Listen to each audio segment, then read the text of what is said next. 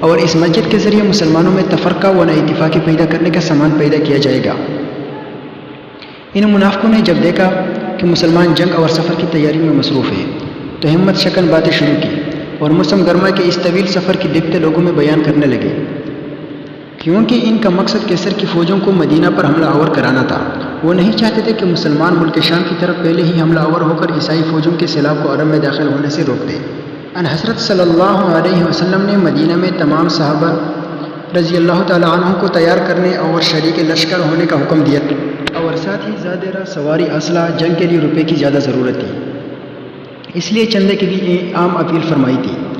منافقین نے لوگوں کو بہکانے اور مسلمانوں کے لیے مشکلات پیدا کرنے میں کوئی کوتاہی نہیں کی۔ حضرت عثمان غنی رضی اللہ تعالیٰ عنہ اپنا مال تجارت شام کی طرف روانہ کرنے والے تھے۔ انہوں نے وہ تمام لشکر کے سامان کی تیاری کے لیے چندہ میں دے دیا، جس کی مقدار 900 اونٹ، 100 گھوڑے مع ساز و سامان اور 1000 دینار طلائی تھی۔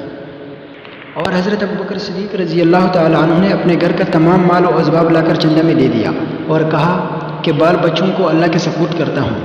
حضرت عمر فاروق رضی اللہ تعالیٰ عنہ نے اپنے مال و اسباب سے نصف راہ الہی میں لا کر دے دیا اور نصف اہل و عیال کے لیے چھوڑ دیا۔ اور جو لوگ بہت ہی غریب تھے اور محنت مزدوری سے گزر کرتے تھے، انہوں نے بھی بڑی دلیری سے جو کچھ ان سے ہو سکا لا کر جمع کر دیا۔ منافقین نے اس چندہ میں بھی شرکت نہ کی۔ 30,000 لشکر مدینہ میں جمع ہو گیا۔ فوجی سامان صرف اس قدر درست ہوا کہ تمام فوج نے جوتے بنا لیے۔ ان حضرت صلی اللہ علیہ وسلم نے حکم دیا تھا کہ تم لوگ جوتے بنا لو، کیونکہ پاؤں میں جوتے ہونے سے آدمی سوار کے حکم میں سمجھا جاتا ہے۔ اور قسط نمبر 3 کا انتظار کیجیے، اگلی قسط میں لشکر اسلام کی روانگی کا ذکر ہوگا۔